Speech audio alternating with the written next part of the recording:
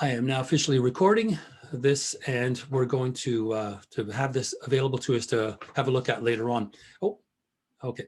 So I'm going to have the chat room going as well. Just had a query from Peter asking if we could just go over the presentation short paper requirement. I think we mentioned that last week, sort of at the very tail end. So what I'd like to do is just kind of expand it in a little bit more detail. So what I'm looking to do is to scaffold all the material that is required for this course for you to complete the requirements and finish academically speaking with a good mark. So what I wanted to do, and this was based on what I did a couple of years ago also in a course at the Center on the French Enlightenment, is to start with a short draft, like a kind of exploratory paper. Now again, keyword short draft, right? It's not a finished paper. Ideas you're kind of jotting down. I'm sure that probably between the readings so far over the last couple of weeks and some of the discussion, you probably are already starting to consider things that you might be able to kind of marry up as a personal interest with what is being discussed in the SI. So the shape of that first short paper is very kind of loose, informal. But what I'd like you to do is to kind of come in with some ideas. Say, we talked about a particular thing, the notion of modernity, issue of language, public space, on any of these kinds of things. And I want to kind of explore this in more detail. So we've talked about the following, and I'm going to pursue that. I want to try to bring these two things together, compare and contrast. So like I say, the structure of it will be informal. But what is hopefully going to happen in the second part is once you present this to me, and even if the draft is point form, to me, it doesn't matter what the shape is, but these are initial thoughts that are going to be put down on paper that you are going to pursue in greater detail. The second step of this three-part scaffolding will be a presentation, and I think we can still pull this off with Zoom because basically like either Chris or Peter or Judith or whoever will present, and then the rest of us will listen, and then we can then ask informal questions for either clarification or, I was reading in this other thing that the instructor mentioned that I think might help you. So it's really kind of an exchange of ideas and exchange of points of view so that the presenter can then turn around and use those ideas that are generated in the presentation to then apply those to the final paper. So that's how the thing is scaffolded together. So we start with kind of an informal series of ideas. Okay, here's a quick example. I have a copy of the Henri Mechanic book, Modernity in French. So I was reading through the English translation, which is something I post a couple of weeks, maybe 3 weeks from now. And as I'm reading through it, I realized, man, he keeps talking about this paper by Aragon called Introduction to 1930. So I thought, okay, hey, it's the internet, right? So I look it up and I started reading through the Aragon paper. It's like, this stuff is fascinating. So I see why Mechanic writes in the style he does, brings up the ideas that he does. Thank you. And at the same time, I wanted to go back to Aragon's original thoughts. And sure enough, there's some really rich stuff in there. So you could do something similar to that. I started working on this one idea. And like the bloodhound that I usually am, I wanted to pursue more, right? So I kind of looked in here and I found this footnote and I found this other thing. So even if it's just at that state, that's still good work. That's still some serious footwork because now you've got a kind of a main idea. You've got a perspective. You've got some different tracks you can follow.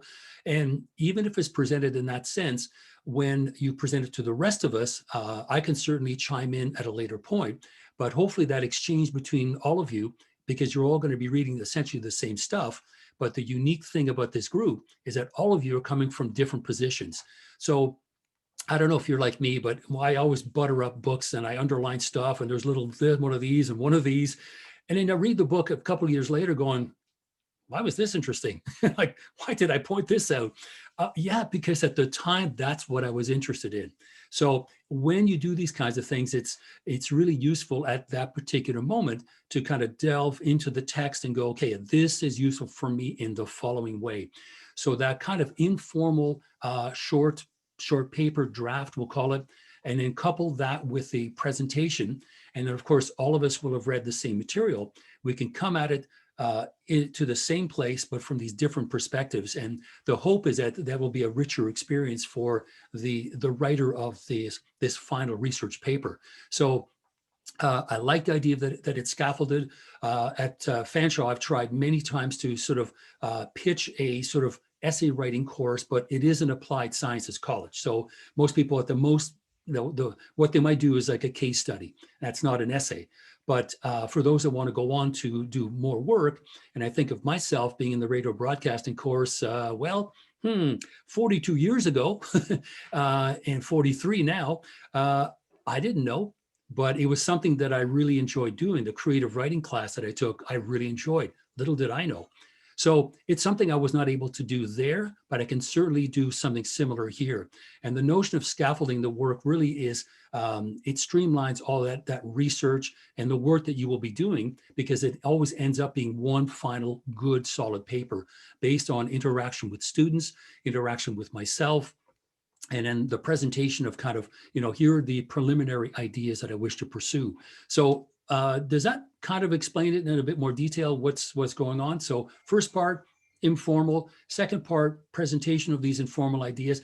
Now remember too that from the time you hand in the short draft, which is I think around week 5 or module 5, from that point to presenting it to all of us, because of the number of people that we have in this class, you might not present for, let's say, another month or 5 weeks. And in that time, you continue thinking about it and you say, well, since the draft, here are the extra things that I've now sort of looked into. And then that ends up being part of that presentation. So it's always towards a single goal, right? And the goal being the research paper. So, and again, we can talk about it some more as we get closer to it, because I believe week 5, module 5 is when that draft is due. So we still have time. And again, this thing does not have to be 15 pages long. 4 or 5 pages is more than enough of just, ideas to pursue. You can have a kind of a tentative works cited page.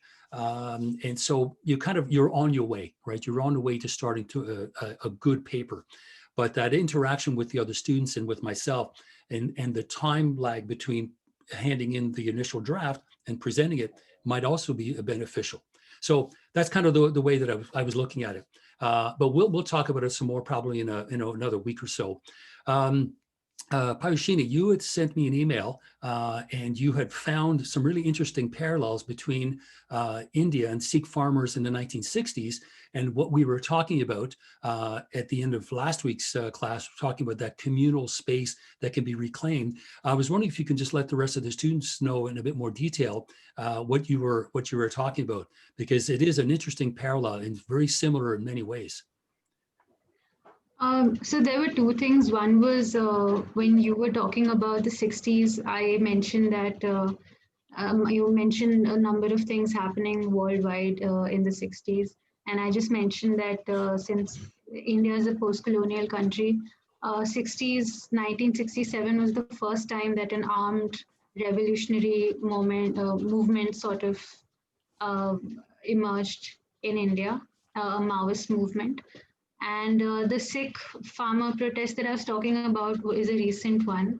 And it's supposedly the largest protest in the history of the world. And it's interesting for the reasons that some of the things that you talked about earlier. It's just the sense of organization of space, occupying public space. And the reason that I found this one interesting was because how different movements and different ideologies might negotiate with either religious motives or secular motives. And this one is obviously borrowing from Sikhism. So the way that they organize themselves is completely, they distribute food, not just among themselves, but even to police officers, which is very distinctly a Sikh sort of tradition. So that is, I think, what I was talking about. I don't know if I got to the point of it, but yeah. Well, yeah, that's essentially what you had mentioned. And what's interesting is the differences in terms of the religious affiliations and the fact that you point out that it is part of Sikh culture to be sort of selfless, right? To be other directed. And yet at the same time, to Western eyes, that would have looked like, they must be trying to diffuse the potential for, police clash. No, it's part of their culture. So I found it to be sort of, especially when we look at it from our perspective, how we read something that's occurring quite differently, when in fact the motives might be, or the intentionality might be entirely different.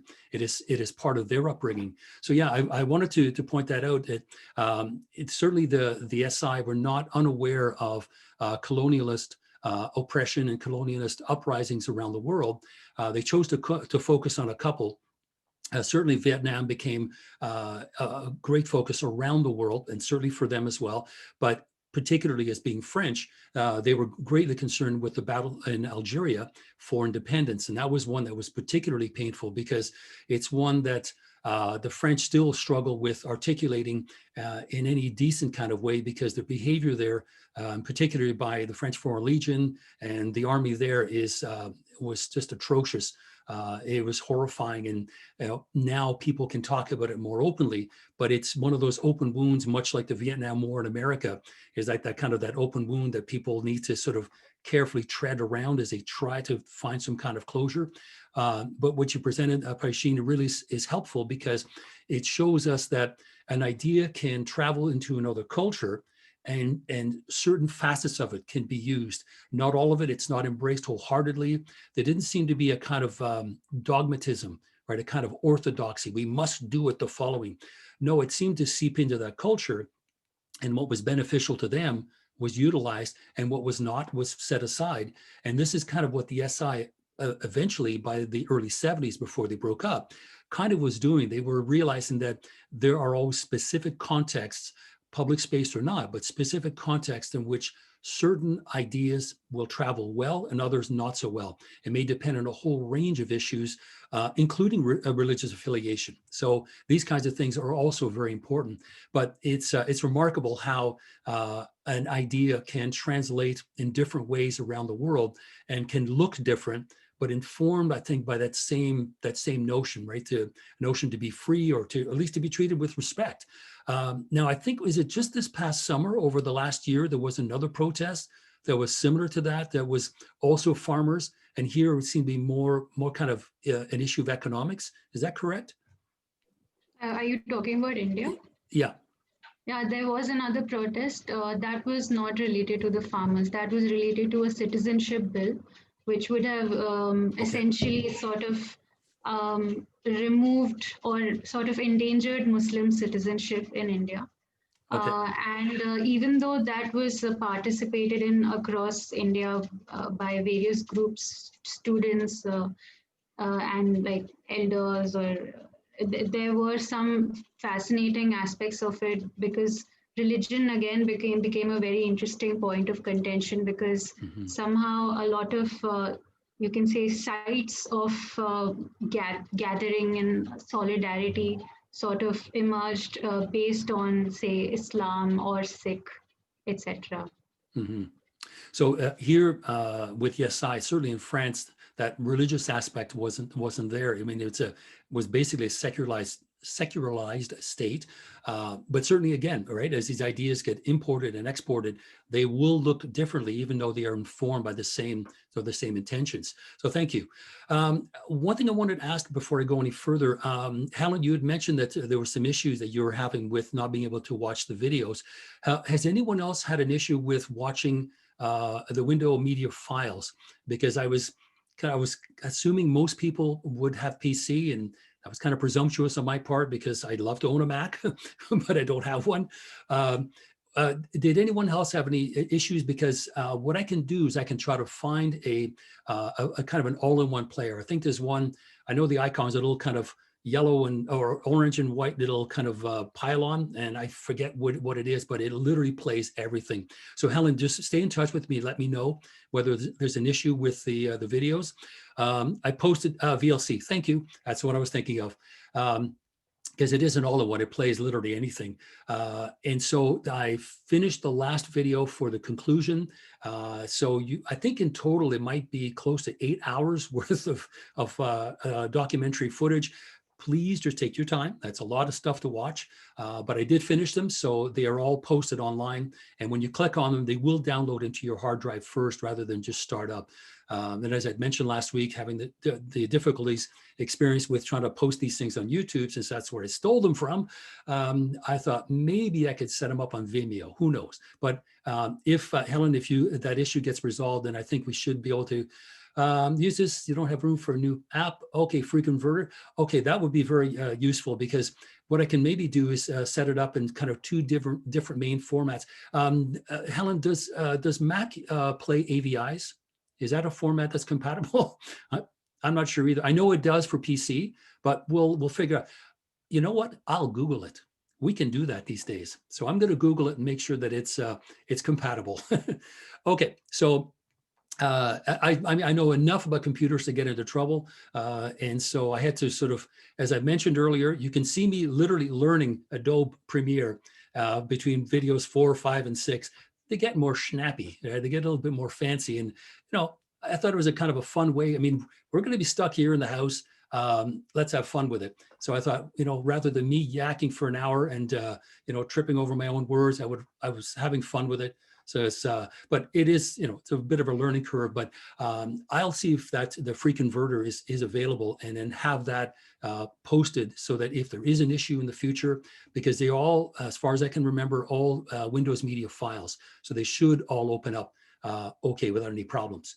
So there was that was kind of housekeeping stuff. I wanted to sort of go into the short paper in a little bit more detail.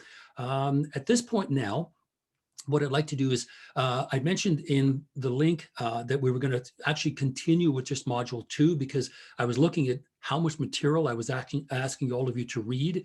And I thought it's kind of really not a good idea to jump right to module 3, because we haven't really had a chance to talk about some of the material that I've asked you to look at. So what I've done is I've taken some notes and kind of pointed out the highlights of the various short essays that are in the SI book and Ken Knapp's book, and then a few other things. So I wanted to kind of just sort of go through some of those. And by all means, if you have issues or questions, kind of jump in, but I'll just kind of read through some of the highlights. And I think it was Judith that mentioned these 2 books, which I now have. They are, where'd she go? These are 2 more that I'm going to take the time to read, hopefully between now and the end of the course, and see what kind of extra material we can look at. So the first thing I wanted to look at was, I'm going to grab all my papers here. Okay, so one of the readings for this week was the first kind of 20 or so pages in this book. And again, this is the English version. Whoops, I don't know if you can see it there. It's all shiny. The real split in the international, and there's the original French one right there, the Véritable Décision. And so this particular book is really helpful because it kind of contextualizes the SI by its leader, Guy Debord, certainly, and who is able to kind of look back. And I wanted to sort of put that in early enough so that we can sort of look out for some of the issues that Debord eventually realizes is problematic. And some of the things that he mentions, and again, quite surprising how intuitive he became in realizing and be able to pinpoint exactly what went wrong. But he says very early on, right, there was the failure of the orientation debate to get groups of people together to kind of all face the same way and orient themselves towards the same goal, because as time went on, it seemed like each group had its own agenda, had its own issues it wished to resolve. And of course, when you're doing this internationally, you can imagine how difficult that will be to find consensus beyond just the idea, right? Because as we just mentioned, when these things are imported and exported into different cultures, they begin to look differently. So you have to at one point decide, will I be dogmatic about this and allow this thing to unfold as it should? Do I just simply disseminate it and say, have at it, right? Do whatever you want. So that was the first issue, the orientation debate. There was a lack of new theoretical ideas that was really causing some dilemma. In the text, we can read John McHale's introduction, that there was a real lack of new ideas, and the journals were coming out further and further apart. So what used to come out, let's say a couple of years, there might be, like there might be 2 a year. It was like 1 every 2 or 3 years. So it was getting more and more sparse. So a lack of theoretical ideas or new ones. And there were these two were very important to Debord. Was one, the emergence of what he called the contemplative school of situationists, where people would sit around and theorize and not get out into the streets and do things. And Debord was really concerned with the situationists becoming more and more of that, of simply just theorists. He says, okay, yes, action needs to be informed with theory, but we cannot do that. We cannot put the cart in front of the horse and have theory only. So that contemplative school that was growing up within the SI was concerning Debord at this point, simply because he was finding that there was, there were some issues with the action being less important than the theorizing. And then when you compare that with a lack of theoretical ideas, that's a lot of contemplating, right? It's not resulting in a whole lot. So along with those that are sitting in a corner and thinking, they're also on the outside, what he called the pro situ, right? Or the onlookers, as he calls them, that were enamored with revolution, enamored with acting out revolution, but with no stated theory, no stated goal in mind other than just to revolt, right? Let's just go break shit, right? And so that doesn't solve a whole lot. Looks great, and the news cameras are going to be there to record it. But what's the theory that informs the action? So praxis was always an important issue with the SI, which is that combination of both theory and practice, or thoughtful action, right, from the original Greek. So these things are slowly kind of ebbing away. The SI are beginning to shift into this different thing, less concerned with action, more with theory, running out of ideas as well. And then finally, when they were doing things, because they were being paid attention to without the spectators understanding what they're doing, he said there was also the risk of spectacularization, right, of their actions. So you have a lack of ideas.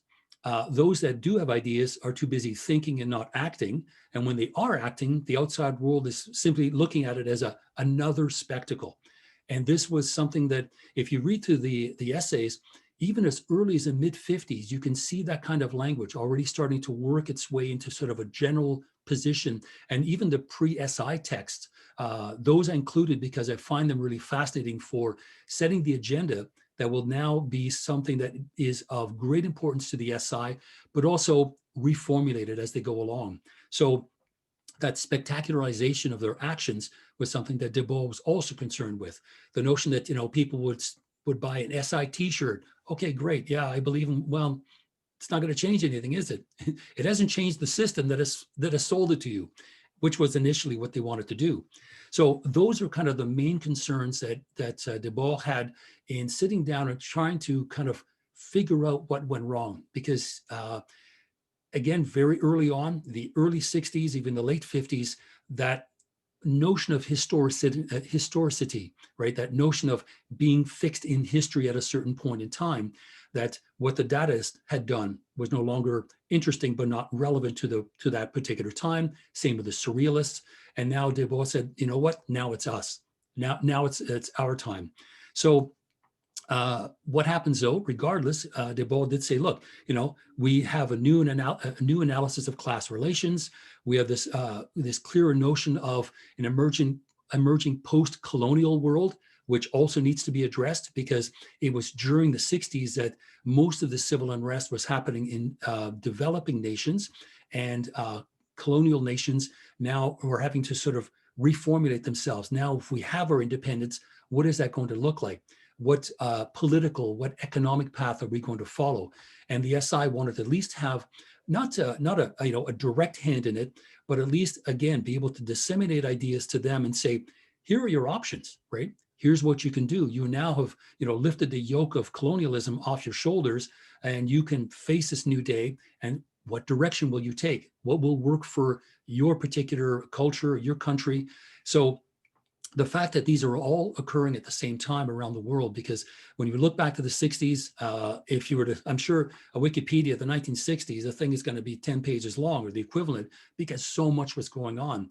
But so much was going on for different reasons. The initial thought was was freedom, breaking free from oppression in different ways. And depending where you find it, it would look different, but that spirit was in the air. And De Boer on the SI knew it. And yep.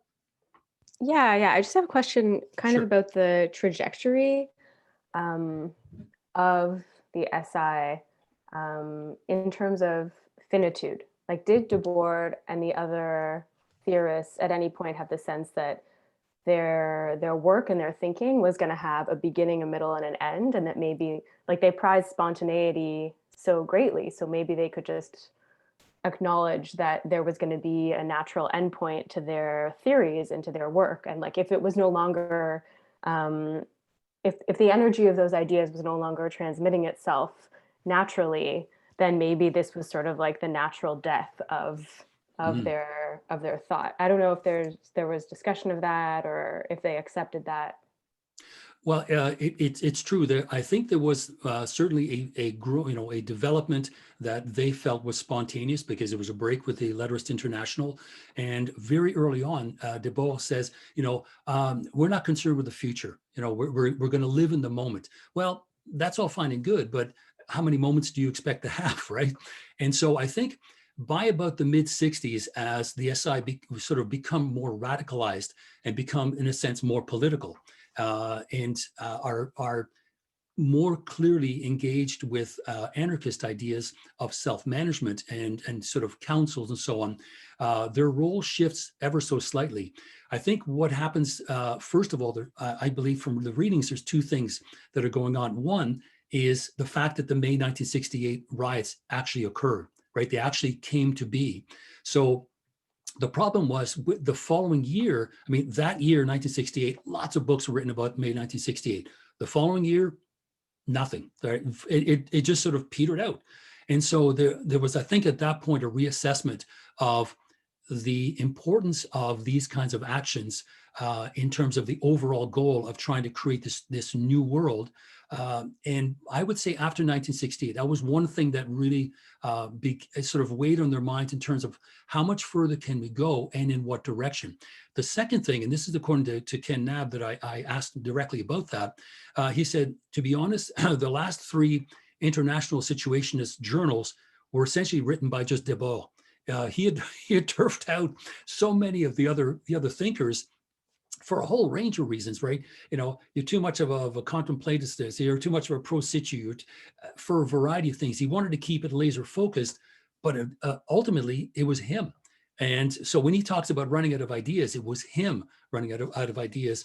And the reason why I know that is because I had asked Ken, okay, all these articles are never like, there's no byline. It never says who it's authored by. And I said that, but I was noticing that the board of directors was getting smaller and smaller. He says, yeah, you're right. It was just De Boer. And I think it was the fact that the group was getting smaller. May 1968 really had made an impact, and a kind of a sobering sort of impact. And the third thing, I said two, this one just popped into my head because I was reading a little further ahead. There was also the very real possibility of being arrested, because what was happening in Germany at the time is those kinds of revolutionary activities were becoming far more deadly. And we're having terrorist groups, the Baader Meinhof gang, the Red Brigade in Italy. These groups were much more dangerous. And so now the police took it upon themselves to clamp down even harder. So here's De Boer kind of at the forefront of this group of theorists and thinkers and disseminators of information who have to tread this fine line between acknowledging their influence on these various factions, anarchic or otherwise, and yet not so much that he could end up being arrested for incitement, right? For aiding and abetting, these kinds of things. So I think at that point, that's when De Boer decided to kind of shut down operations. He felt that it had kind of come to fruition, come to the point where his realizations, like the ones I've just read, meant to him, I think we've gone as far as we can. Now, having said that, De Boer kept on writing, and he was writing as himself. So Sick Planet, a commentary on Society of the Spectacle, a panegyric, his sort of, we'll say, quote unquote, biography. He kept on writing right until the early 90s. So he was still engaged and still writing, but he was doing it now on his own rather than within the confines or the purview of the group. But those now, we'll say three things, right? The again, in quotations, is the success of May 1968, the realization that he was really essentially the only member of the SI still working with that initial idea, that initial intent of transforming the world. And then finally, the fact that police presence, right, the police states that were now growing up around terrorist activities in Germany and Italy and France, I think scared him. I think it made him think twice and say, okay, I'm not going to stop working, but I'm going to make this look a little differently. And he literally went deep six. He just literally disappeared off the cultural map. People thought he had died, that he wasn't around. Now, he took his life in 1994, but he still wrote for a good 20 years after that, 30 actually, 80, 90, no, 20, my mistake.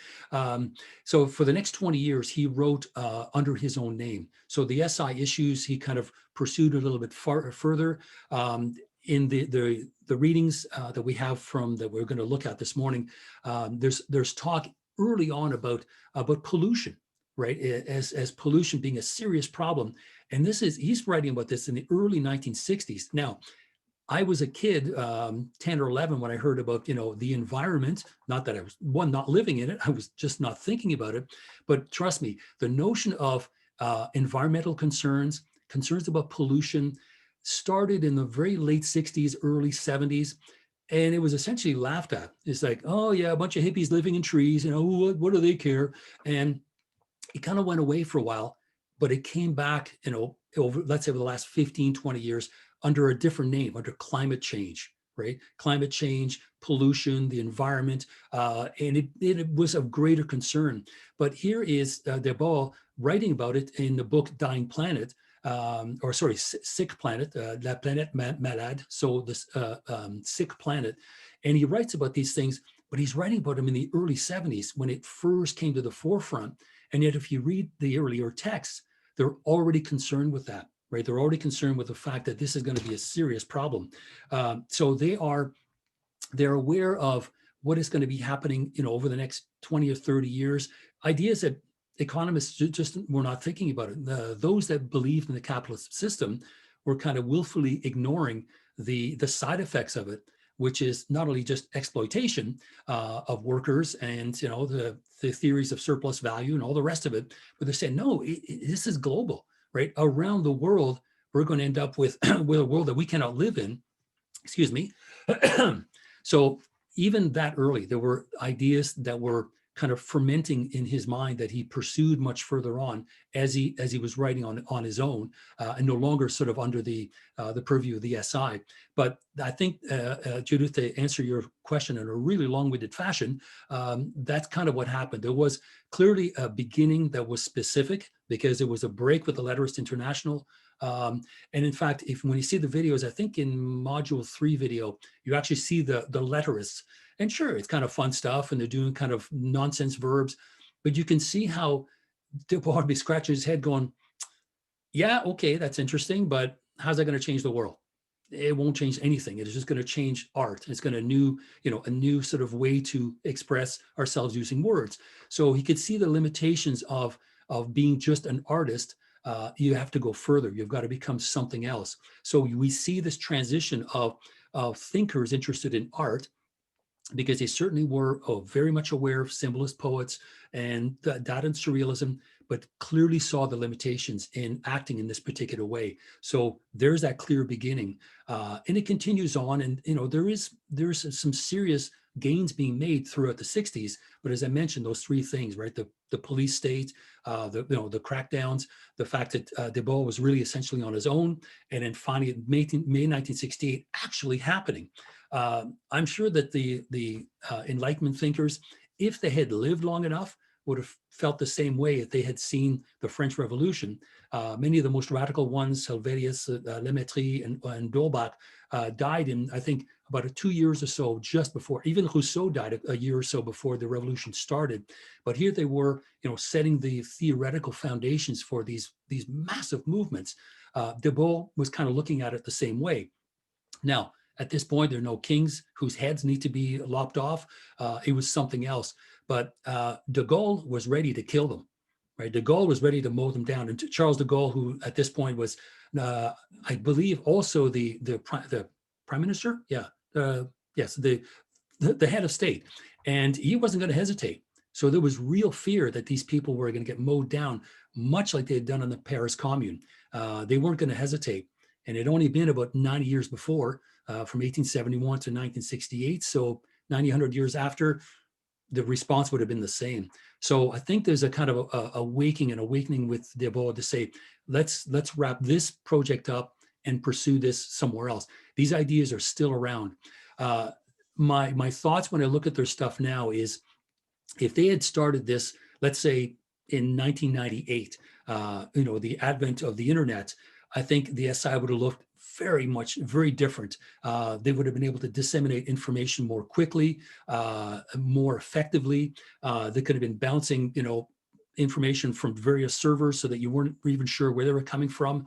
The potential of using the internet for this kind of work would have been remarkable. But they did what they did in the time. And I think by the early 70s, de Gaulle, for the things I pointed out, realized that, yeah, it was time to basically close down operations. But they weren't closed down. He chose to do that, which is kind of nice. Especially, not going to say that, they're left on a high note. What they did do is he came to the realization that this was as far as he could go, and that it was probably best to shut down operations and continue, on his own.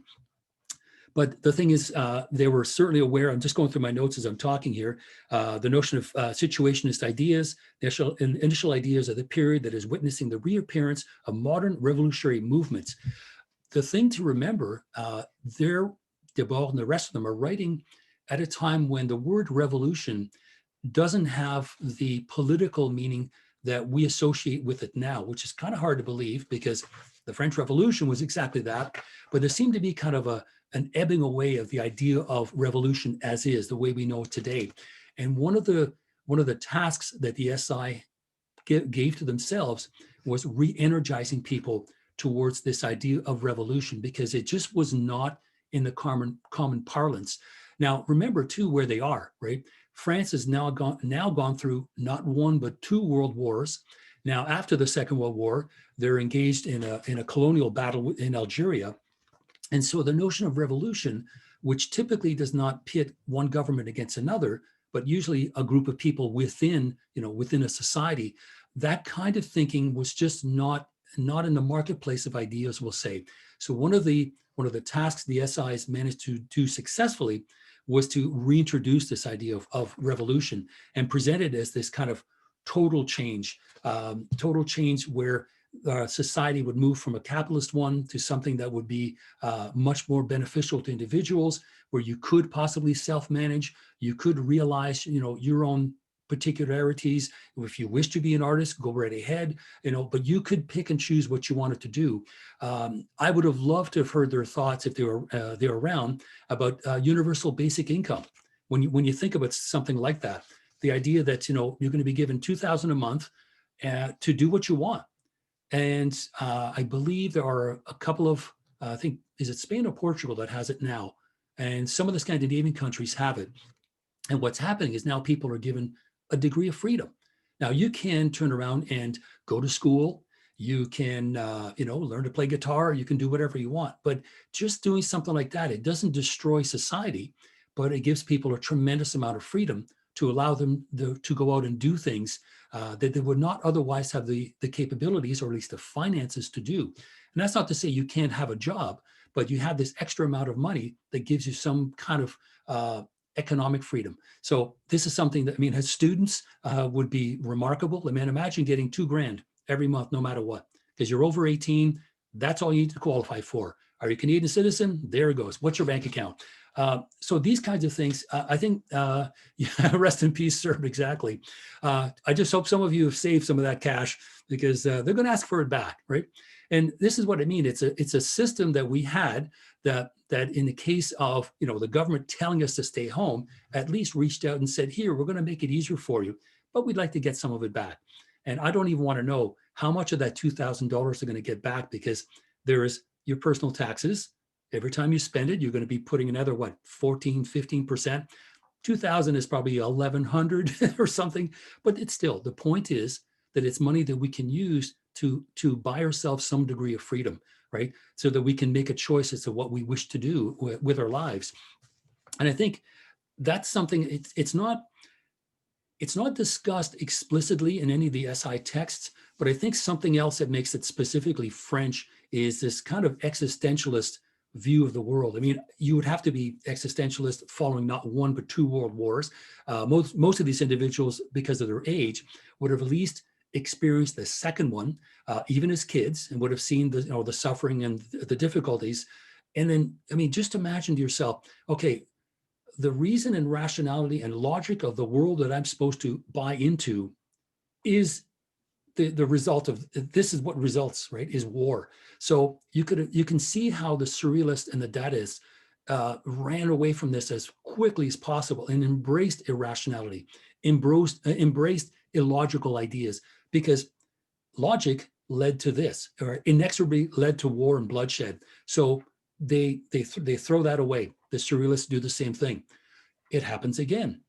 The second time around, it's the SI that do the same thing, and they don't want to turn around and just be surrealists and sort of paint irrational things, but this deep rethinking, right? This existential crisis that they are going through, and say, okay, what can we do to move ourselves out of it?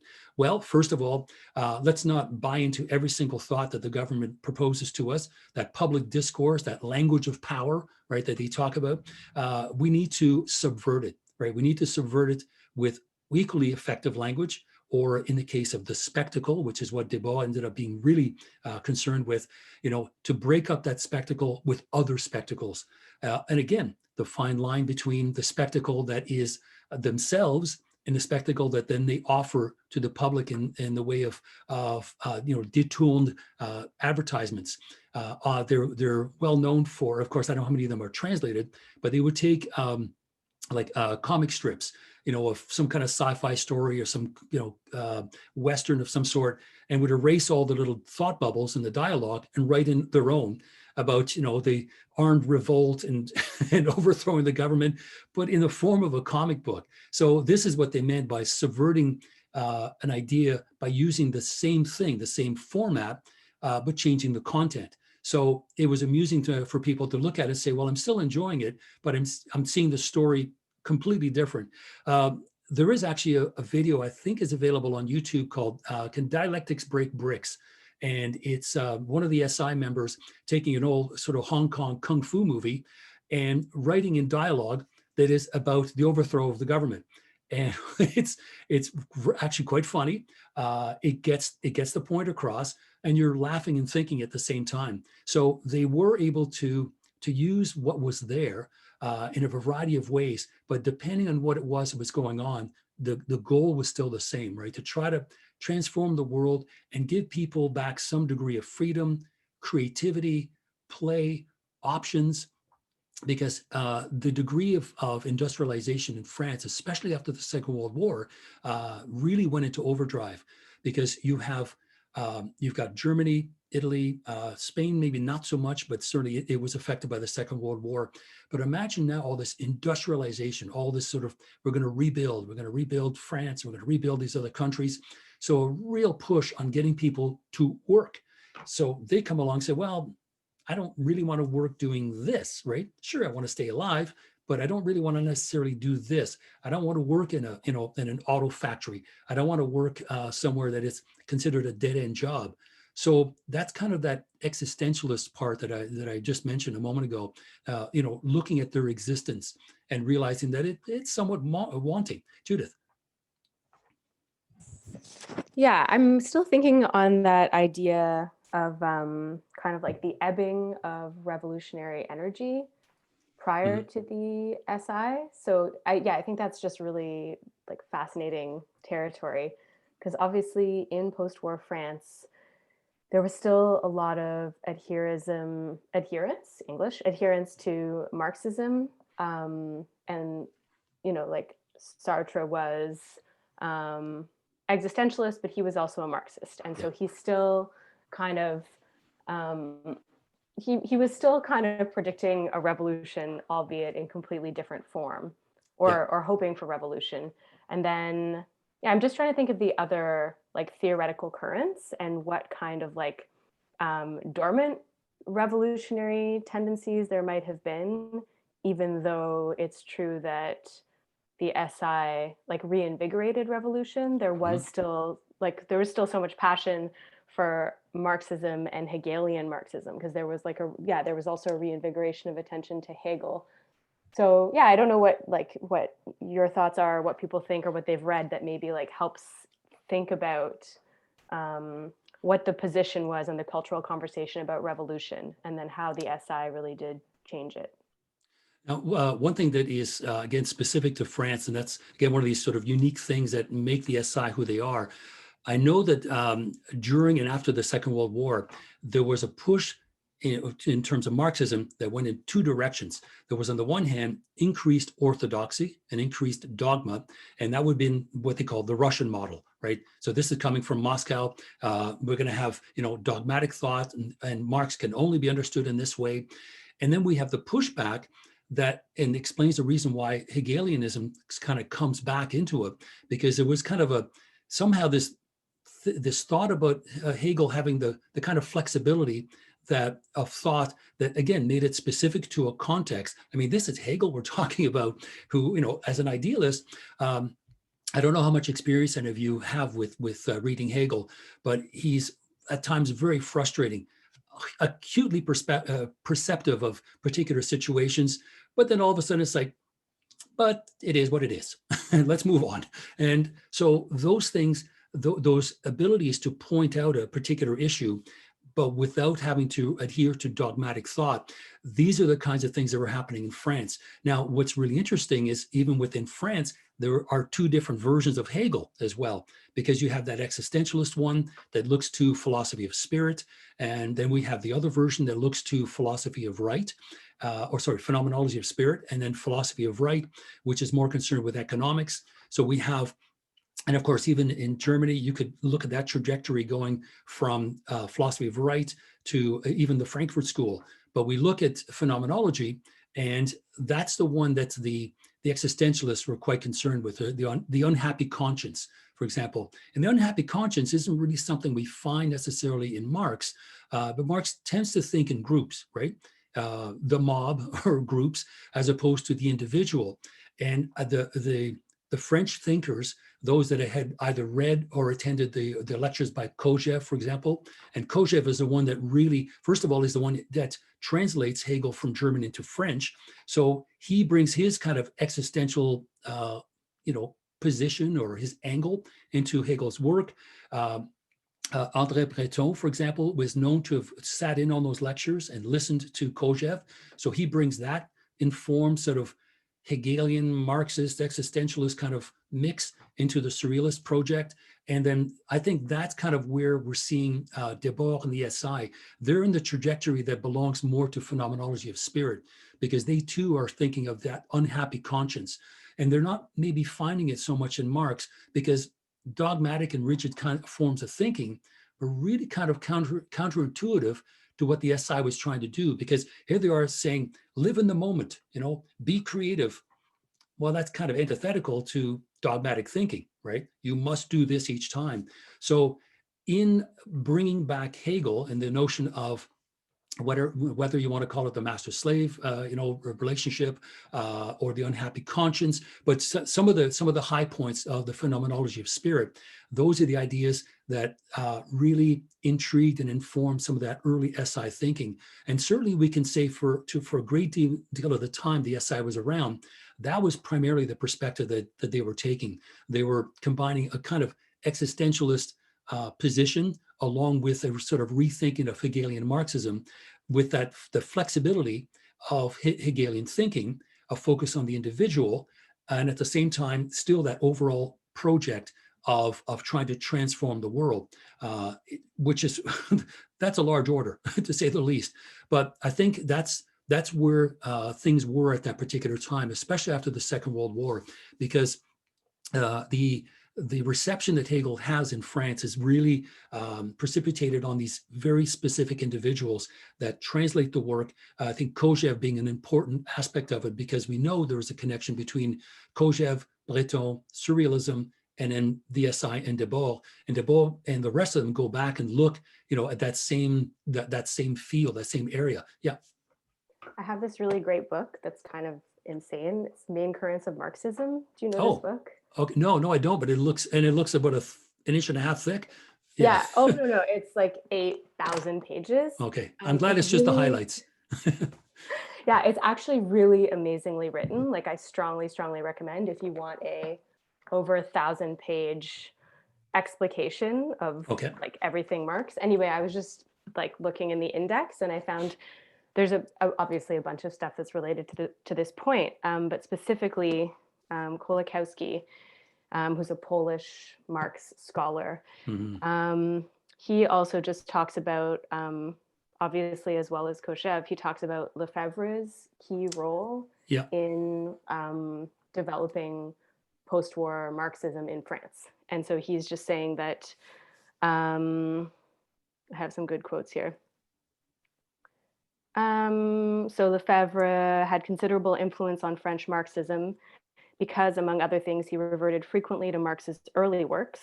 He was particularly interested in the theme of the total man. It was largely thanks to Lefebvre that the young Marx became a staple of French philosophy in the 40s and early 50s. He also probably did most to popularize the Marxian term alienation, which became a favorite expression in French everyday language to designate a vaguely uncomfortable situation. Yeah, I just thought that was as like a precursor again, or thinking about like what the roots of some of that Marxist thought might be. Yeah, and again, what's interesting in France is there is a specifically Marxist political party, and there is a very clear and sort of palpable presence in factories of Marxist thought. And both not the opposite, but another version in the same country are the theorists, right? Henri Lefebvre and the rest of the thinkers that are typically associated with academia, who consider themselves Marxists and write about Marxism. And so you have kind of the practical in the street and the factory version, which it tends to be more dogmatic because these individuals maybe don't have the time to do the thinking, as opposed to saying, look, here's what we need to do. This is what Marx said.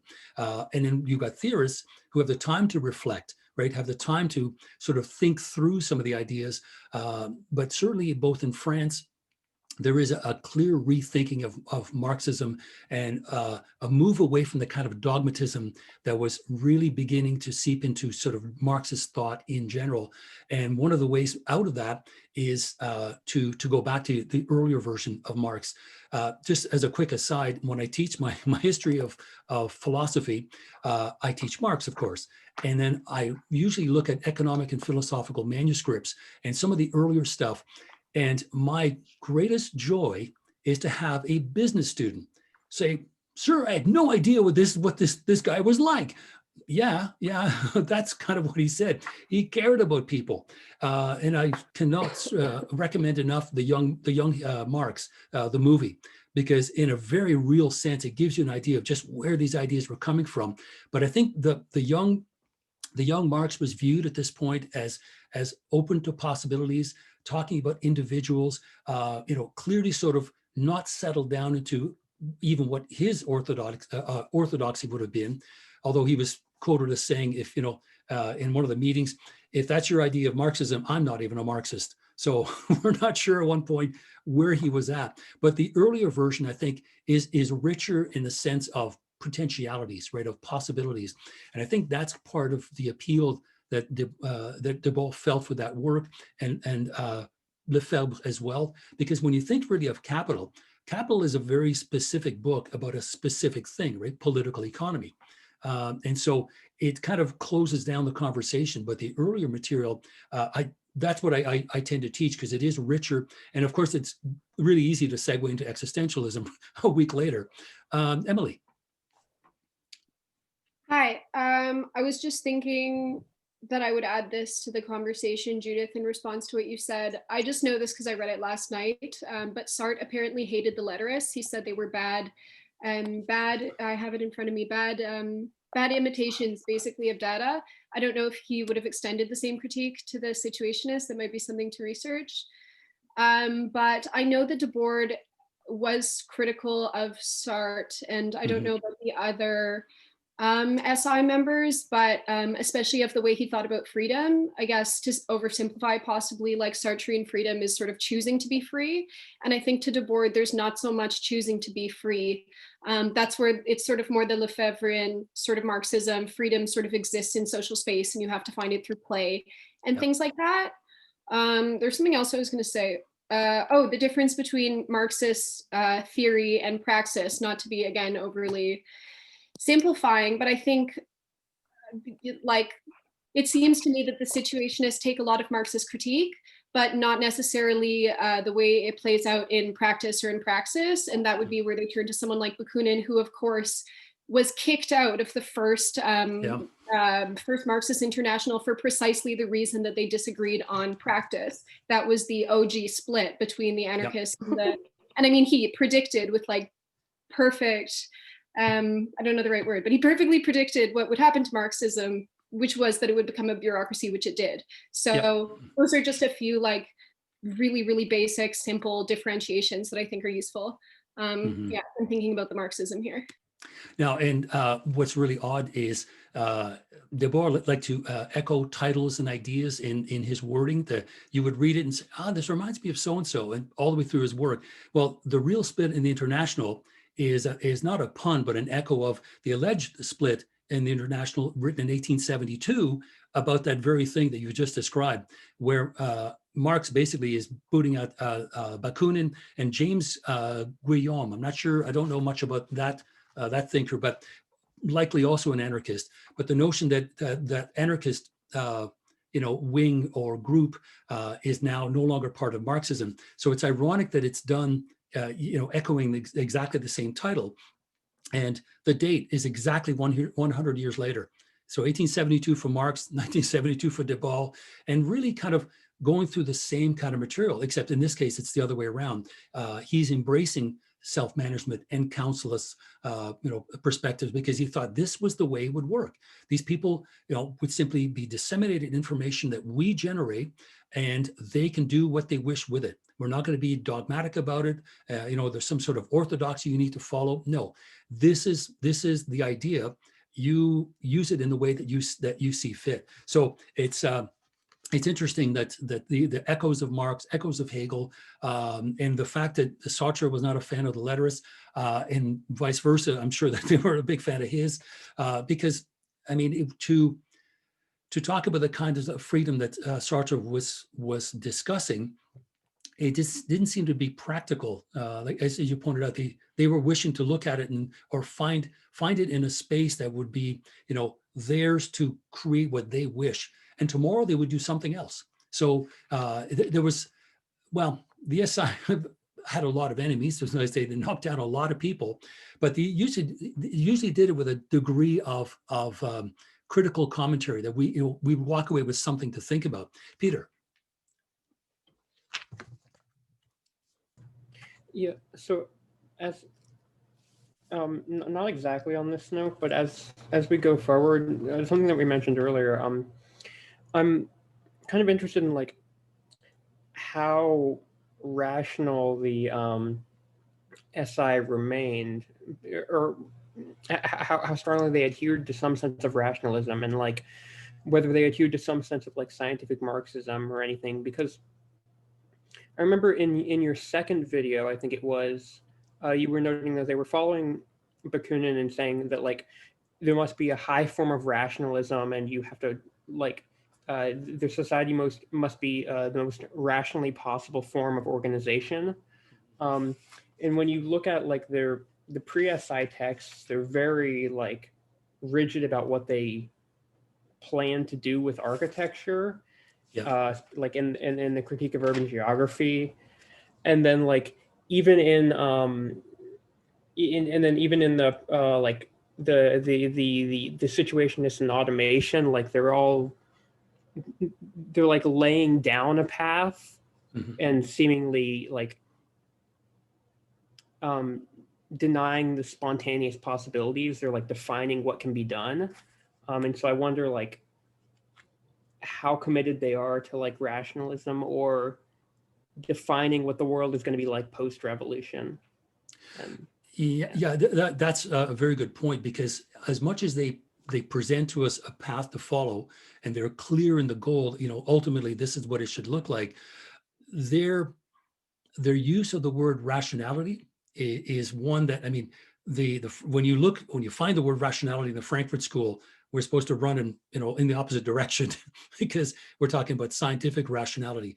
And yet the examples that you've raised, especially in their sort of rethinking of urban geography, rationality maybe less so than just a kind of common sense, a kind of like our existence, our lives would be better if we could have rooftop sort of bridges so we wouldn't be breathing in pollution. That makes sense. Or how about a control on the street lights so we can dim them or brighten them up? That makes sense. So their notion of rationality may not have had that scientific dimension that we typically associated with it, rather than a kind of more practical social space, common sense sort of thing. That's kind of the sense I was getting, although as clear as they are, each time they come up with something, it ultimately, the goal that overrides everything else is our lives will be better, right? Our lives will be better for sometimes very simple things, whether it's, that's modification of urban geography. But I think when they're using rationality, it's less so that scientific version, that we should be concerned with, because, rationality can lead to concentration camps too. But the kind of notion of rationality, like making sense, like this seems right because it benefits the most number of people. So yes, it is a kind of unique, I don't want to say subjective, but a unique use of the word rationality. And yes, the one that's really interesting is the one on automation, because this was something that as we're talking, I'm going to find the piece here. This is something that was really different for the SI than other thinkers. When we think of automation, it's going to throw people out of work. It's going to not help the economy. It's just going to help the CEO and the company. But they're looking at it again differently. How will automation help my life? Well, as they say right here, automation contains two opposing perspectives. It deprives the individual of any possibility of adding anything personal to automated production, but at the same time, it saves human energies by massively liberating them from reproductive and uncreative activities. So in a passage like that from the text on automation, we get a sense of their rationality, again, being one of kind of, it's on a personal level, right? It frees us up from menial tasks, which in and of itself is good. That is what automation does. But they look at it and say, okay, well, if it does that, then what do we do with that spare time? What do we do with that new leisure time? Something that up until very recently had not even been measured by sociologists because they didn't have the way, the manners to understand what it was. Along comes Lefebvre and says, no, free time is something that can be measured. It is important, and especially free time in a public space, that belongs to us. So I don't know if that answers your question, Peter. Maybe sort of allows you to consider or think about rationality in a different way, because certainly to the degree to which they were adhering to science is certainly less so than adhering to rationality as something that really has to do with the humanity of individuals and the creative potential of individuals. They were looking at a whole range of things that would hopefully make living life a little bit easier. And when we talk about something like automation, that it removes, tedious tasks from us, this is something that he looked at as, existentially speaking, is not a bad thing. There's another passage here. This is on page 57. Automation can develop rapidly only once it is established as a goal, a perspective contrary to its own establishment. In other words, automation not for the sake of saving money and throwing people out of work, but for something opposite, which is the second definition. It now allows us to expend those human energies on something else, on something that is more beneficial. In these days, right now, the issue that we are facing, and it is going to get worse, is just a number of jobs that are going to be phased out through automation. And this is something like over the next decade, something like 50 million jobs. Well, sure, things are going to be done, with less tedious work. But when you're thinking about, doctors and people that work in restaurants or replaced by robots, okay, what do those people do with that spare time? You got tons of it, son. Go ahead. What do you want to do? Well, I'm broke. I have no money. So they looked at one aspect and say, how does that change my life? Does it change it for the better? And if it does, maybe we should embrace it. Emily. Yeah, this is super interesting and connects back to what we were saying about Marxism. I read this pretty quickly, so I don't remember if actually machines are mentioned that explicitly, but it seems that the discussion of automation isn't necessarily entirely tied to like strict mechanics. Mm-hmm. And I think it's interesting that it opens talking about how socialism has this goal of abundance and that increasing goods, quote, reduces the value of each, and that this devaluation leads to a total neutrality. And then later on says that automation is the neutralization of a domain. I think those connections, neutrality, something like automation, thinking about something like social reproduction, or even just the automation of how you move through sort of social space, those kinds of things, the automation of social relationships. I think all of those things can kind of fit in this automation umbrella. And I think that's really interesting. And yeah, it's kind of creepy when you read it. I always find reading DeBoer to be kind of creepy. Or actually, this is Ask for Jorn. But anyways, very predictive, if you will. Yeah, I'm just going back again to find it, because it is one of these texts, again, that you would not expect them to embrace automation because, this, like it's going to make people more money. No, you're looking at it from the wrong angle, right? And this is one of the things that is kind of unique about the SIs. They would look at it we'll call it a typical problem, right? Automation, especially after the Second World War, the early versions of automation. I mean, I couldn't imagine, I don't know what DeBoer had to say with computerization, which is also now our version of automation. To reduce the number of menial tasks is always a good thing. And so that in itself is useful, but typically as a Marxist, you would look at, okay, well, now the theory surplus value is going to kick in, and then we're going to now have, a different issue. The exploitation will be greater. I will not be making any more money, but the company's making 10 times the number of products.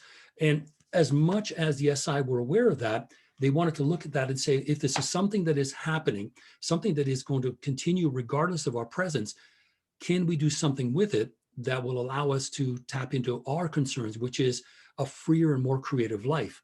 And if automation can benefit us in that sense, let's at least endorse it to the degree that it will lead us towards that final goal of greater freedom, greater free time too. So it is automation, UBI. What is UBI? I'm sorry.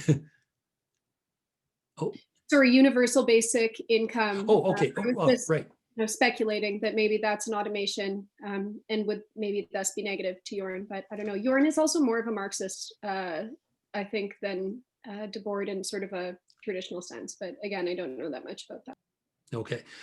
So yeah, if you can imagine embracing technology in that sense of increased automation, and yet turning around and saying, now on top of that, we're going to have UBI, it would be ideal, because now all of a sudden the degree of creativity in that society would increase, I would hope tenfold, but certainly would increase a lot more. Judith. Yeah, I have a half form thought on this. Okay. In the reading that we had for today, in the Ken Nab reading, there's this section, the situationists and automation. Mm-hmm. And somewhere on page 56, he's talking about the avant-gardes. I actually can't find it anymore. But he comments that, I don't know where it was. Oh, here it is. Well, I was skimming it and I saw that basically he was referring to the surrealist and avant-gardist approach to automation as being defeatist. So in a way, like those movements, when faced with the threats of automation and the threats of that kind of progress, kind of like shied away or were no longer able to experiment. Mm-hmm. But from my work in avant-garde stuff, because I took an avant-garde class last, I don't know, semester, I don't remember.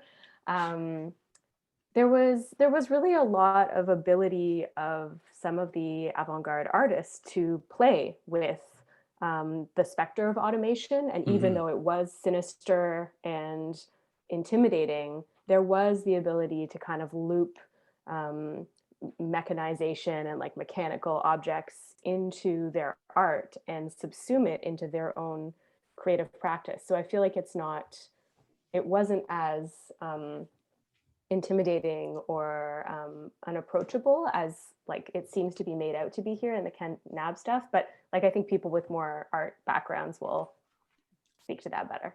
Yeah, I'm thinking, as you mentioned, the class on the avant-garde, I would imagine you would have probably watched Belle Mécanique, which is a film that celebrates machinery and mechanization. And it's quite beautiful to watch. In fact, it's probably on YouTube somewhere, like everything's on YouTube, except my stuff. But the film is really quite remarkable because it celebrates movement for the sake of movement, and then it tries to match that up to human movements. And the end result is that, the kind of a fixation with just not the way the futurists would have seen automation, because that led to a whole other series of problems, but just automation and movement, and mechanical repetitive movement in particular. Belle Mécanique really explores that.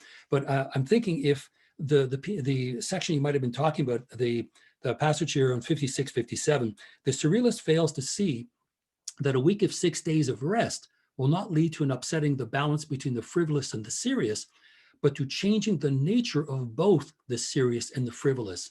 And when I looked at that, I went, wow, that's kind of rich, because at the very least, we have now sort of 6 days of rest and maybe 2 days or 1 day of work. So that'll be enough for us to, thank you. Yeah, so it does exist. So there is the possibility of fundamentally changing these two ideas. What is serious and what is frivolous? If we typically have a 5-day work week and 2 days off, one of which we need to recover, and the next day we need to prepare. And the worst is, if you've ever worked a night shift, Sunday you dread because you got to get some sleep while everybody else is resting and having fun, etc. But to literally switch that around and only work for 1 or 2 days, the very notion of what is frivolous and the notion of what is serious, suddenly the serious part is kind of not devalued, but pushed kind of to the background. I do this to make money that allows me to do the following. So that's kind of the way that you're going to be living your life. So the end result is the idea of what is serious in terms of employment, because there are a lot of things that are going on, that you need to pay your bills and the rest of it. But hey, between working for 1 day, being essentially a weekend worker, and the rest of the time you have that spare time, suddenly it's not spare time, it becomes something of greater value. But put it this way, you're more likely to do something substantial if you have 5 days off than if you only had 2, or let's say a day and a half. That's kind of what I'm getting at. And what the SI were saying was, changing the nature of both the serious and the frivolous. What was frivolous was what would last a day and a half. Now suddenly what is serious is a 5-day chunk of time where you can do whatever you want. That's kind of remarkable, right? It changes the viewpoint of both of these things. Judith.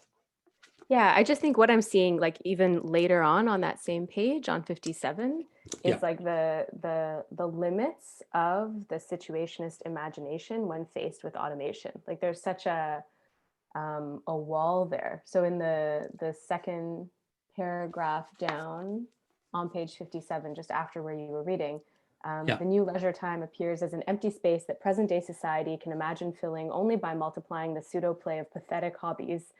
But this leisure time is also the basis on which could be built the most magnificent cultural construction that has ever been imagined. This goal is obviously outside the concerns of the partisans of automation.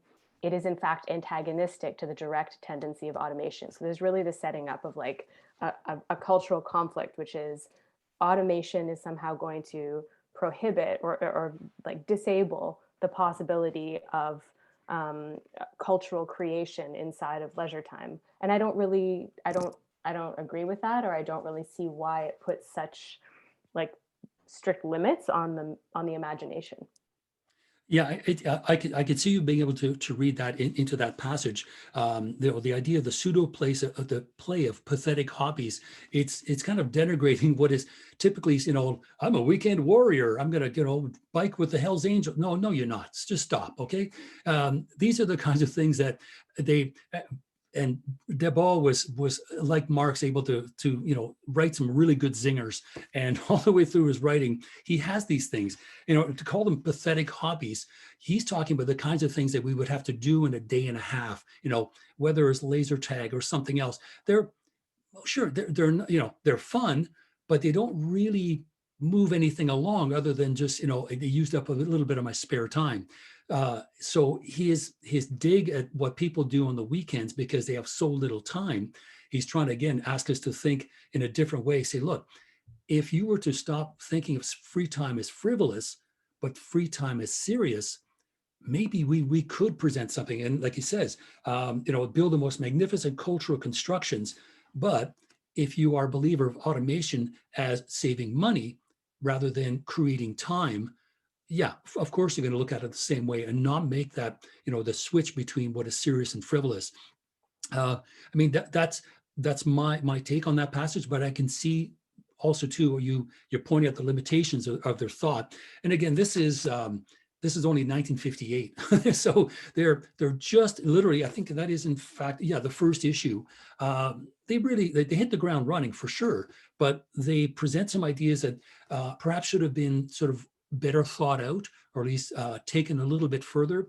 But certainly just in that short essay, we can see them thinking differently. They're thinking about a situation that could be difficult, the influx or the increase in automation, but looking at it in terms of, no, it's going to increase creative time. And creative time is not frivolous. It should be considered seriously. Now, what one does with that serious, 5 days off, 2 days on kind of thing, that will be up to us. So if we can create the space in which these behaviors are considered seriously, because art is serious, literature is serious, poetry is serious, whatever creative endeavor that you wish to participate in, it will be looked at as the serious thing that it is, rather than, like you say, these pathetic hobbies. It's the way it is in French too. It's translated properly. Now, again, it doesn't. I'm not in any way implying, Judith, that you're wrong, but you can read different things into their work because, if you read really carefully, say, well, yeah, this is a little bit limiting, isn't it? But certainly the overall tone of that particular text is one that we should look at automation positively, in the sense that it creates not fewer jobs or fewer opportunities, but in fact creates serious creative time. And that was exactly what the SI were about. And so for them to embrace technology this early, of course, in the 1950s, automation looked very, very different. And it could deal with some of the most basic jobs of having to lift, 100-pound bag of barley or something from one end of a floor to the other, something as simple as that. Now, you get a machine to do it. Okay, that person could be doing something else, and on it goes. But ultimately, I think that's what it is. It's this ability of looking at something that might be, to a Marxist, looked at very differently, and saying, well, let's look at it poetically, existentially. We'll say, what could it do, or what is it that it's actually doing? It's creating spare time. But spare time has traditionally been looked at as frivolous, and it shouldn't be, right? It should be looked at as something pathetic. It should be looked at as something that would be a gift, to have all this time off. I don't know about any of you, but I've looked at this pandemic as a kind of gift, that it's given me time to write a book. And so it's like, well, you're essentially hearing the book, week by week, but I had a chance to sit down and write this thing. I haven't had that opportunity in eons. And I've been working since I was, I don't know, -5 or something. It feels like I've always been working. So it was kind of nice. So it really, again, it depends on what's going on, what you end up doing with that spare time. And I think that's ultimately what Debord is asking us to do, is think about our existence, think about what can be done with the things that are inexorable, right? Regardless of our existence, automation will continue.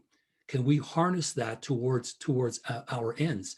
And he says, yeah, technically we could, simply because of the fact that we can look at it as creating time. but not frivolous time, right? You know, serious creative time. Now, I think, Peyushini, you asked something about 0.6 in the text. I wanted to go back to that. This is a different text we were talking about? No, it's the real split in the international. Okay. So And- basically, it just seemed to me that there's a lot of concepts and ideas implicit in that.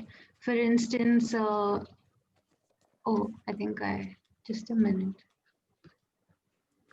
For instance, they're talking about, I mean, a moment appearing in a moment of dialectical reason, and I think they're trying to argue that history itself has furnished proof of something that they were trying to work towards. And then they're scorning negationless thought. And then also they're talking about the mode of production which detaches itself from itself, which I didn't understand. But basically, I mean, actually, there's too many things, but I think I just wanted to understand if and what sort of Hegelian or dialectical thought they sort of borrowed or appropriated and incorporated, which obviously seems to be very central to their entire practice. And I mean, yeah. Now, this particular passage, my overall sense was an understanding of two things. One was the notion of the spectacle as an independent realm, which is at the very top of page 11. And that has to do with this idea of it detaches itself from itself. That kind of thinking, I think, might be less Hegel than Marx, especially Marx of the German ideology.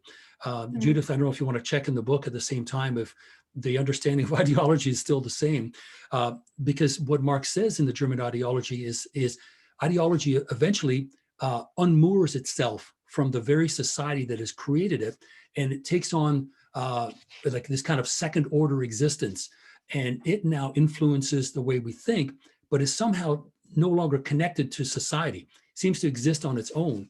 And what de Boer is saying about the spectacle is something quite similar, in the sense that the way in which we are looking at the spectacle somehow is utterly detached from the society, which buys into it, like literally, that has created it. So I'll read the passage and then we can unpack it a little bit more. To whoever rules by the spectacle and in the spectacle, that is, with the practical power of the mode of production, which has detached itself from itself and established itself in the spectacle as an independent realm. So that's Marx, that's kind of Marxian language about ideology, this sort of disconnectedness between the society and its sort of realm of thought, ideology.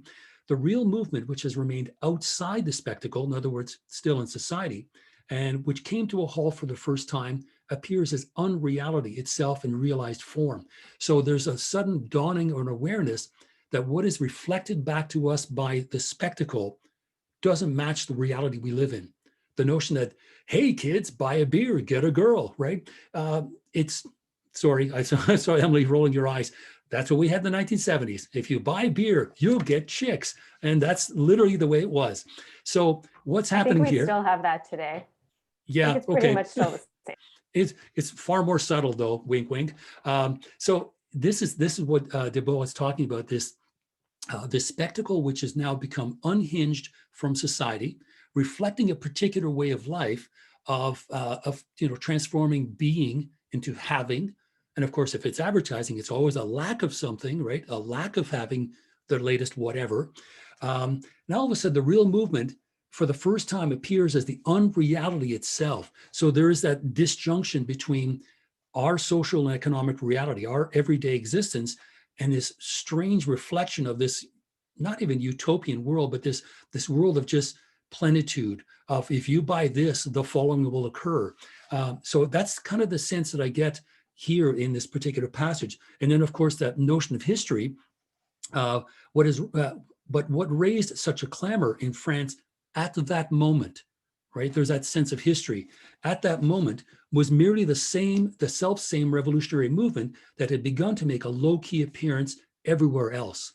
So in this sudden dawning realization that the spectacle was lying to us, right? It was not a mirror, right? It was anything but a mirror.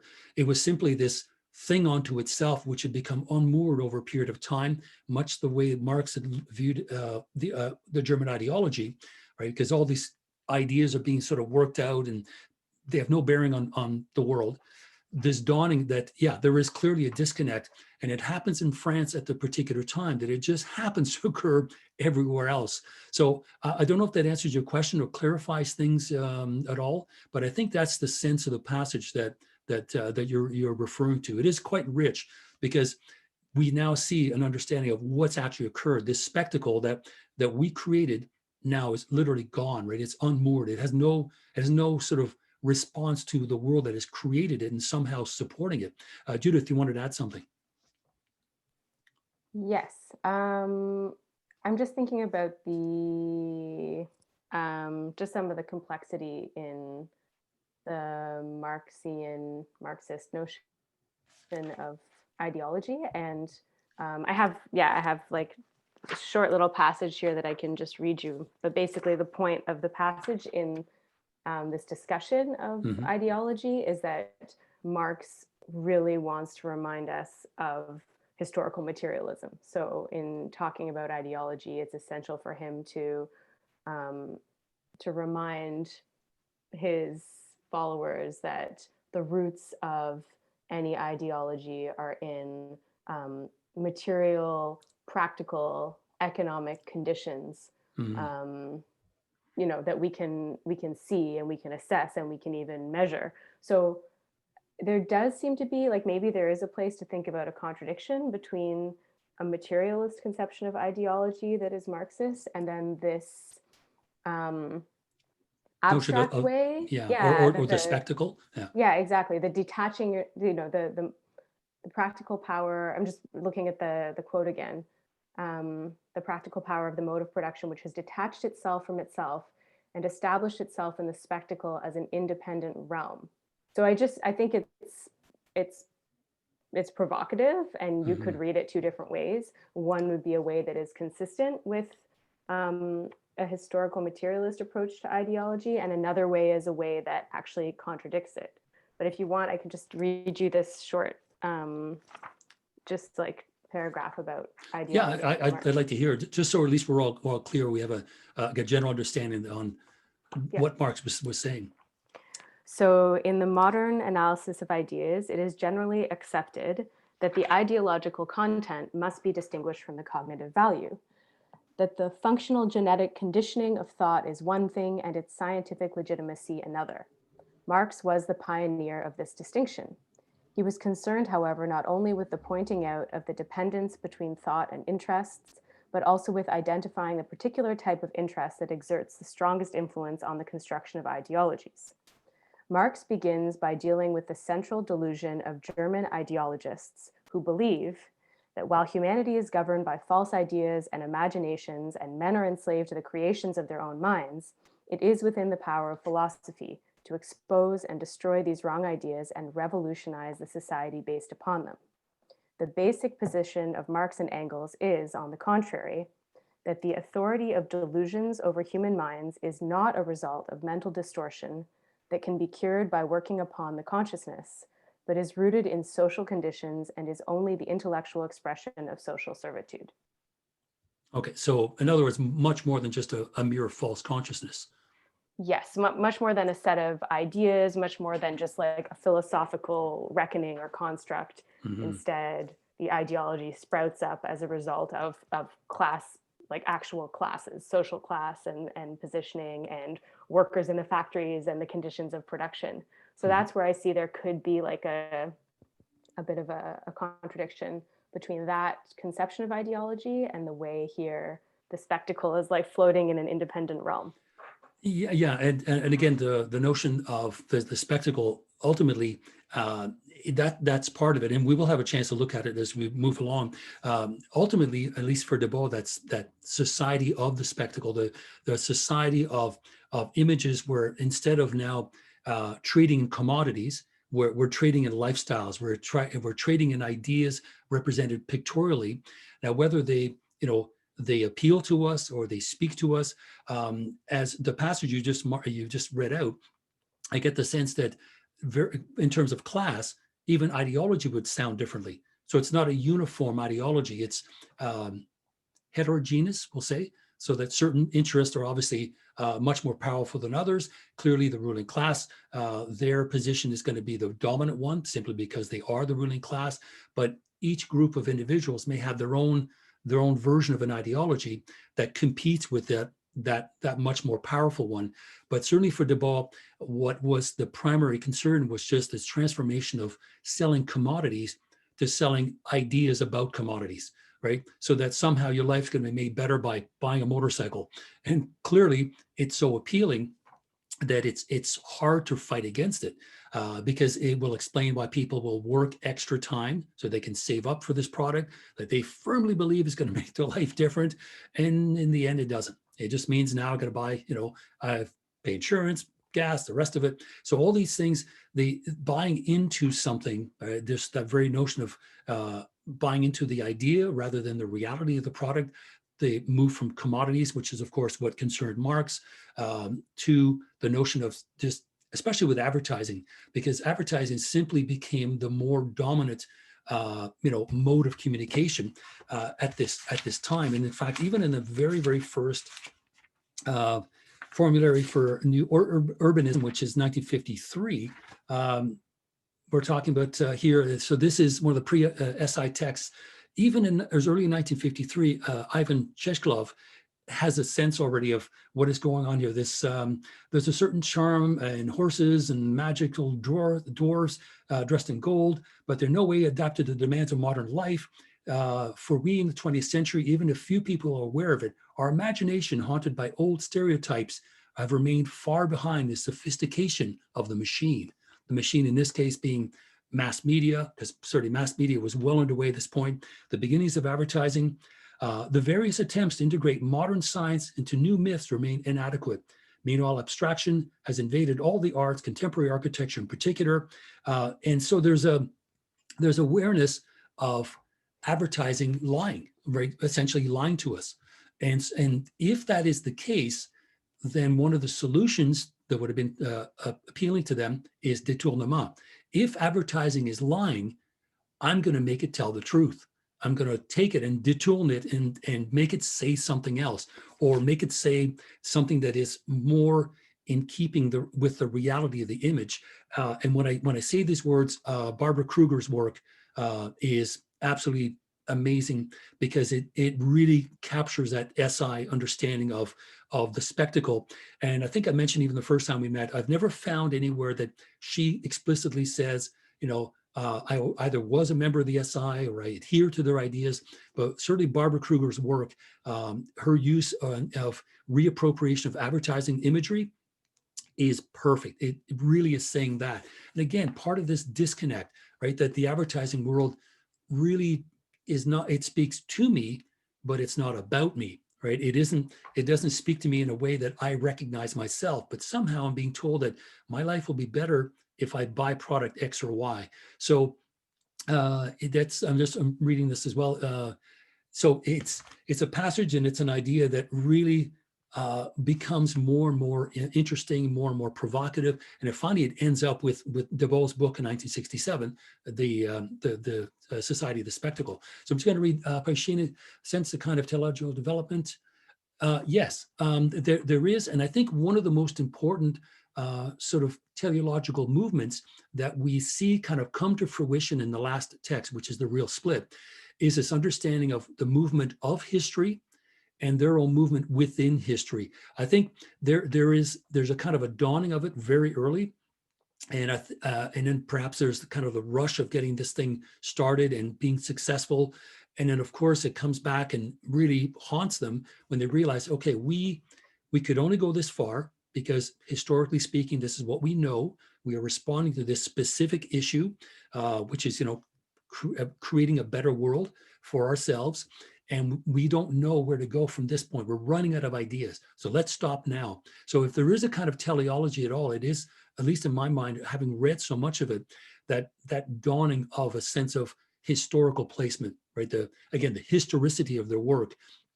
And so we see them early on kind of sort of grasping at it, but over time becoming more and more conscious of it, that there is a really important factor that they have maybe forgotten, which is, the movement of history itself. Because we hear it come back, for example, and just kind of in concluding remarks, we see them, Debol, say that about the surrealists and the Dadaists. As much as their stuff was interesting, society kept on moving. And society, in terms of what it was willing to accept as irrational, but more importantly, in terms of capitalism, how quickly their ideas could be co-opted. And as much as they were talking about freedom and creativity and so on, somehow it was the bourgeoisie that managed to say, okay, well, we will buy your stuff, we will let you, continue, but we reserve the right to call you radical, right? It's not the surrealists anymore that say that they're radical. It becomes, capitalism that identifies this as, this is the most dangerous form of art, but we have control over it, right? We can shut it down. We can sell these commodities, these products. So that notion, that idea that Debol presents to us in one of the texts, actually the ones that you're reading for this week, he does call attention to surrealism no longer valuable because time has moved on. They're basically kind of spinning their wheels after 10 years, doing the same kind of thing, when in fact society has moved on to something else. And this is always the issue that is at hand whenever something starts at a certain time. If you're not aware of your time in history, you will outlive it, because society continues to move forward. History continues to move forward. And if you're doing the same thing over and over again, you end up out of touch, right? Out of sync with what's going on. And Debol, I think, and the rest of them became increasingly aware that there was only so far they could go. That's one of the things when you read Hegel, early Hegel, just as radical as early Marx. But by the time Hegel is writing Philosophy of Spirit and wrapping up in the early 1830s, he sounds like a cranky old bastard because everything else seems to move forward. And when you think about industrialization in Germany, it did hit the ground running, because they had learned from everyone else all the mistakes that they should avoid. So their successes in industry went from beginning to fully fledged in a very short amount of time. And of course, unfortunately, after Hegel had died. But this is something that even Hegel, as much as he said, we're a child of our time, and it's true, and we can only be, philosophy is its ideas in that particular historical context. Even Hegel himself went from radical to reactionary within his own lifetime, because history seemed to move slightly faster than he did. And I think Debol came to that same conclusion. Is everyone okay to kind of shut down so I can bounce this down to a video and then post it? Because I have another Zoom in about 15 minutes. Everyone okay? Many likes, couple likes, okay. Great session. Does this work for everybody, that we just kind of meander through the readings? And I mean, I have my own notes, but if there are passages that are of interest, please do bring those like we did today, because I think that was really beneficial for everyone, because each of us, even if we have a slightly different reading, that's always, that's room for discussion and room for seeing the different ways in which we can understand this material, because I asked you to read through a lot of stuff, and we can certainly go back even next week and say, hey, last week we read this, let's go back and look at that. As usual, I over prepare and I have way more stuff than we could have covered, but let's work like that and be able to sort of, bring to the table in individual passages and sections that, that you found of interest, and then we can kind of work out some of this material. In the meantime, great seeing everyone again, and I will post this online probably after 1, but I just want to have the time because I do another Zoom, and I think I can only bounce down or do a Zoom. I can't do both, unfortunately. All right, so have a wonderful week. Stay in touch if you have any issues or questions. We can talk a little bit more about the early drafts even as early as next week, because we're already be in week 3. And trust me, it's only 12 weeks, but it's going to fly by. I have a feeling. I mean, January is practically over already, and that's good. So have a wonderful week. Take care, everyone, and we'll see you again soon. Bye. Thanks, everyone. Bye. Thanks, everyone. Bye-bye. Have a good day. Thank you. You're welcome.